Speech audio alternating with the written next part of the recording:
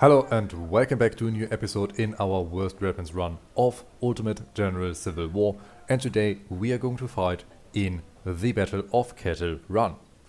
For this fight we have gathered our forces in our 3rd Corps. Our 1st Division holds the brigades of Iverson, Drayton and Loomis, who have the Reboard Farmer musket, while our 2nd Division with the brigades of Mahone and Price have the Farmer. We also field 16 10-pounder ordnances and 16 6-pounder field guns. The command of our 3rd Corps is held by Major General John Gibbon, who has the infantry and the trainer perk. And if you take a look into our armory, you can see that we only have 73 farmers and 53 reboard farmers left. To make sure that we can field such big brigades, I've invested 1 point into army organization. And I've also invested a point into logistics to make sure that we have 5% more ammunition. According to our reconnaissance, our enemy is only going to field 9,800 soldiers and 24 artillery pieces, while we can bring in total 13,300 men and 32 guns to the battlefield. We completely outnumber our enemy and should therefore have an easy fight. Ewell has deployed his division east of Kettle Run. Attack the rebels and dislodge them from their position. This small briefing is all the information that we're going to get and all the information that we are going to need. Loomis and Drayton are going to push up over here with their skirmishers advancing in front of them. Our 10-pounders are going to set up roughly over here. Our 6-pounders have been ordered in this direction, and our brigades with the reboard farmers are going to flank the enemy on this position. Their skirmishers are going to advance even further to the northeast of the battlefield to push down on the enemy flank. We only have 1 hour for this battle, meaning that we are relatively short on time and we therefore need to hurry up. Already the enemy is hitting us with artillery. It appears their guns might be located somewhere over here.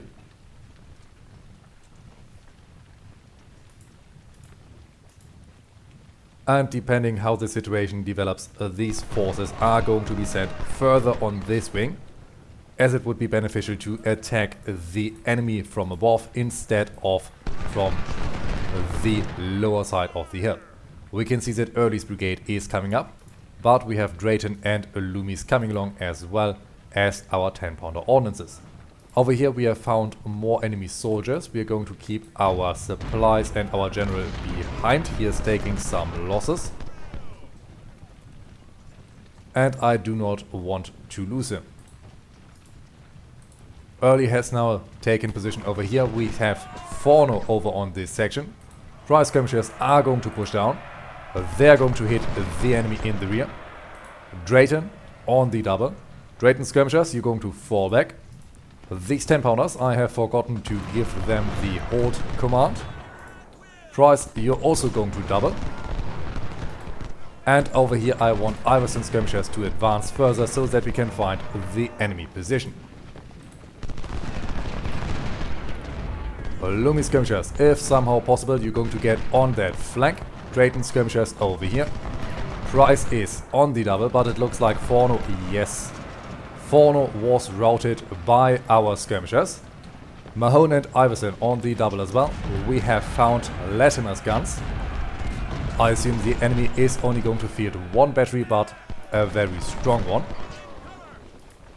And these skirmishers are everything that is holding the enemy center. Well, it was everything that was holding the center. Early is coming back.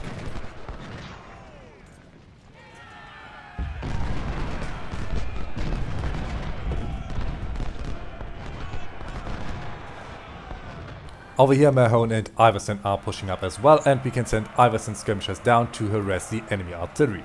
They're of course not going to break through, but they are going to delay them. Price move up as well. Mahone and Price's skirmishers, you're going to push up as well.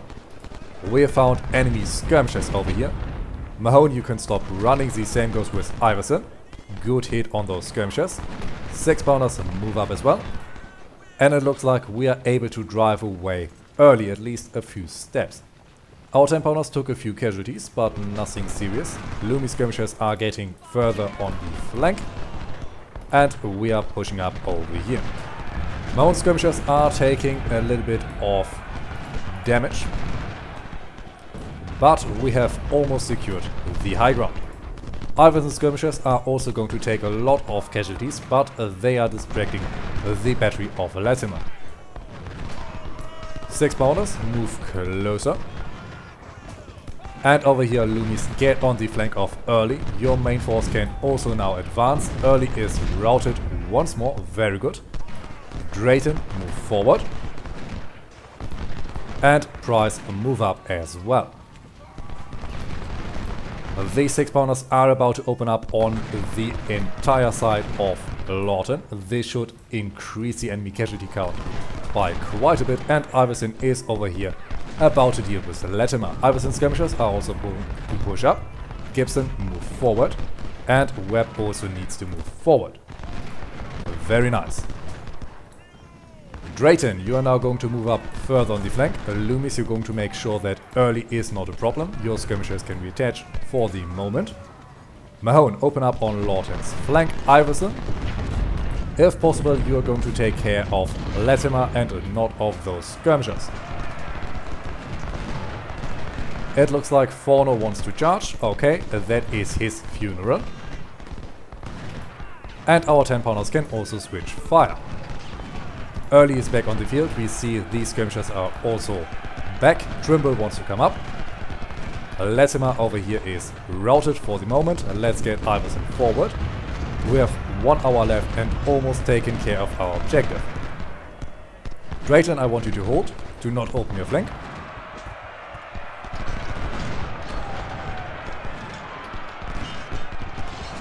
And now please open fire on the retreating Trimble.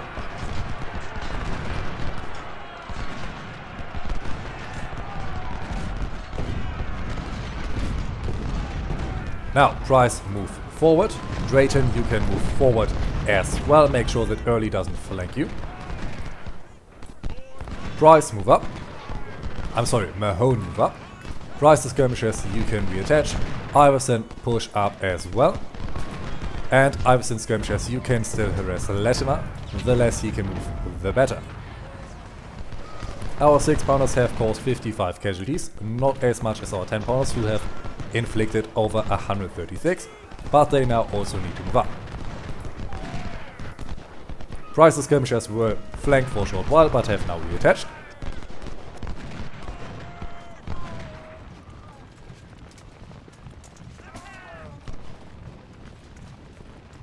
And we are now almost at the objective. Loomis, you're going to push up on Early. Iverson skirmishers, they are flanked, they can fall back to this position. Lawton wants to hunt them. Absolutely fine by me, he's not going to get them. Iverson, pull back to our lines, we're going to greet Lawton. Come on, Iverson, reload quicker. You have his flank exposed.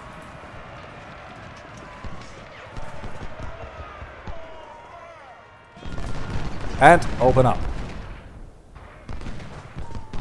Very nice volley. There is Lawton routed. Mahone is at the objective.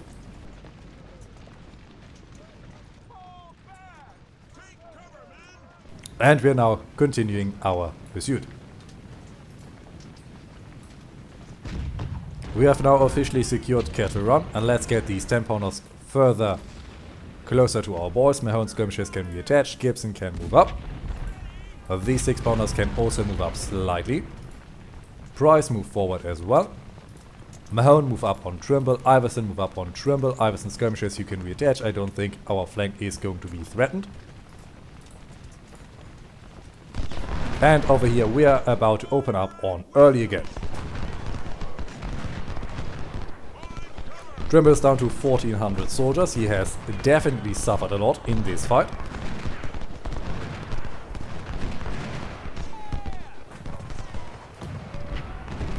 And our 10 pounders can focus on Latimer if possible. Yes, there's Trimble wavering once more. Another volley and he should be falling back.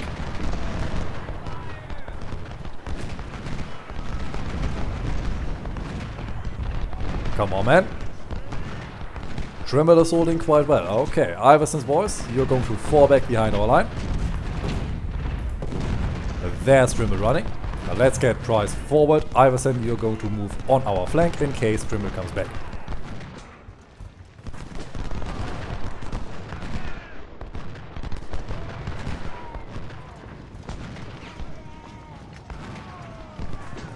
And I have to admit, early is standing relatively strong. Let's get our 6-pounders forward. We hear a charge from Lawton. And this is exactly why we moved Iverson's skirmishers up. They are now able to shoot on the flank of Lawton. And this should cause him to rout a lot quicker. Drayton and Loomis are now also able to push up. Drayton is also going to focus on Forno. Loomis is going to push up to early. Iverson further on the flank. I want Mahone to focus on Lawton. Price is going to shoot at Forno. And our 6-pounders are also going to hit Forno. Over here it looks like Trimble wants to get back into the fight. I do not know why he wants to do something so foolish. But he can do that, of course. Let's get Loomis forward. We can see that early is recovering. We are hitting those skirmishers. Let's not wheel Drayton around too much. Forno's falling back. Price move forward. Mahone move forward. And Iverson move forward.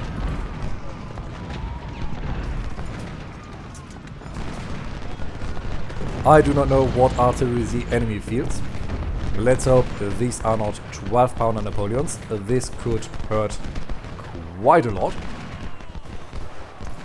But so far it doesn't look like their artillery has caused too many issues. We are now about to push them into the river. In 2 minutes the timer runs out. Let's find out if we can continue from here. I sure hope so, but I doubt it. If possible, I want to deliver a volley on Latimer.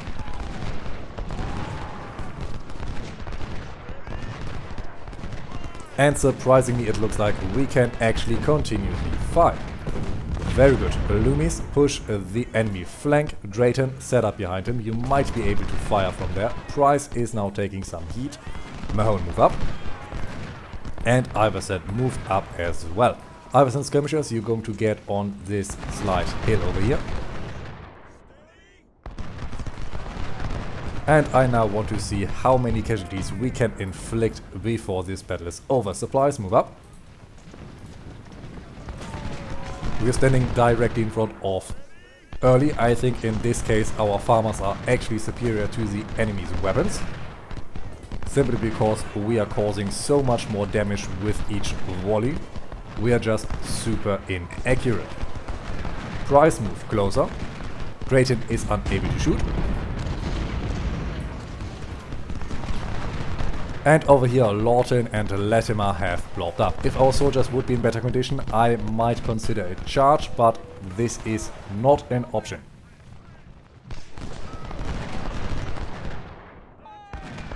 But Loomis could, of course, charge into the enemy.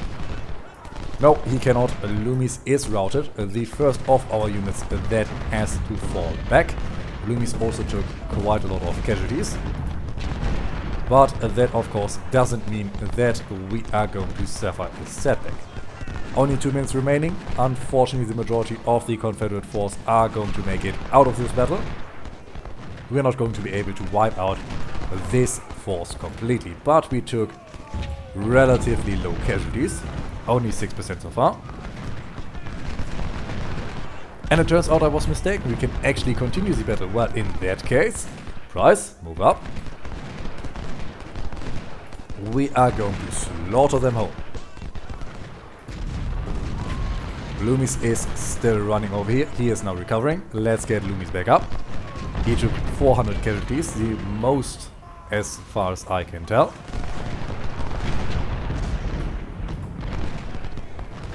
But there's early running away. Drayton, move forward. Maybe you can get him into a melee. Price, move up. Mahone, move up. I want to get as close to the enemy as possible so that their superior accuracy means absolutely nothing.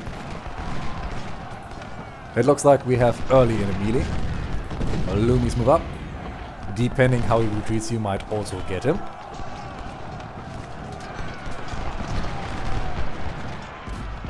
And Iverson skirmishers, you're going to plug this hole. I'm going to speed up further now. Loomies, if possible, you're going to charge into early. I do not know where actually his unit is supposed to be. Oh yeah, this is not looking good. Looks like Loomis is going to take a lot of casualties in this engagement. Yeah, fall back, fall back, fall back, fall back, fall back. We can see unit over here has broken. Gibson, get closer to the boys. We see Forno is over here.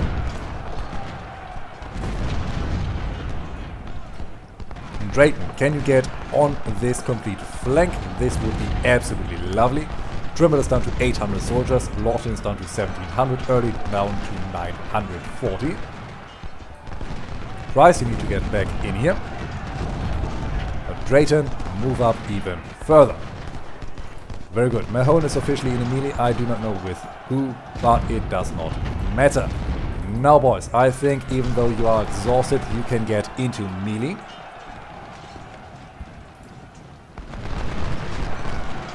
There shouldn't be anyone getting out of this. Unfortunately, none of them wanted to surrender so far, and it looks like they are trying to retreat off the battlefield.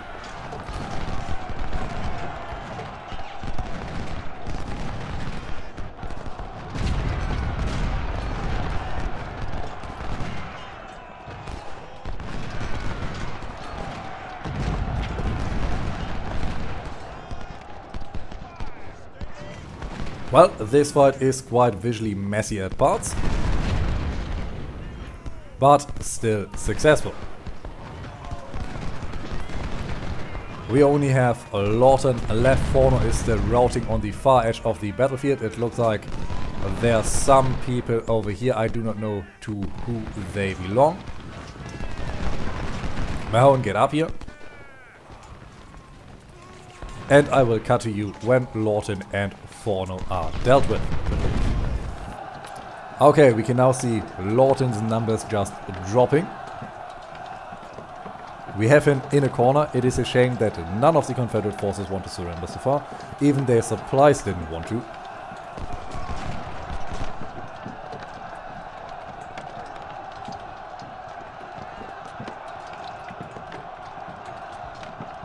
And towards the end of the fight we took quite a lot of casualties. We have lost over 13% of our soldiers, but this does not really matter now as the battle is over. We attacked the enemy with over 11,900 infantry and 32 artillery pieces, and we suffered 1,680 infantry casualties and lost one of our guns. On the Confederate side, however, they had 9,100 infantry and 24 artillery pieces, and they have lost over 6,800 of their infantry and 16 guns. We were clearly successful in reaching our goal, and the best unit on the battlefield was Iverson with over 1,700 kills, followed by Mahone with 1,400 and Loomis with 1,260. Our losses were led by Loomis, who has suffered over 607 casualties, followed by Price with 458, and then comes Drayton with 219. Within our officer corps we have 3 promotions, including Brandon Scales, Patrick Mahone and Dwayne Drayton, who are now all colonels. After this fight we were able to rescue 312 farmer muskets and 500 reboard farmer muskets from the battlefield, and we captured over 1,370 from the enemy. We also got our hands on 5 12-pounder Napoleons, 341 Springfield M1842s, 110 Hunter rifles and 14 Sharps model 1855. In addition, we were awarded with another career point and 4 reputation, and we also got $144,000 and 8,400 fresh recruits. And with the exception of Loomis, all of our brigades are still looking quite well. But this has to be it for now. I hope you've enjoyed this small engagement, and in the next episode we are going to fight at the Thoroughfare Gap. And as always, until we meet again, I wish you all a great time.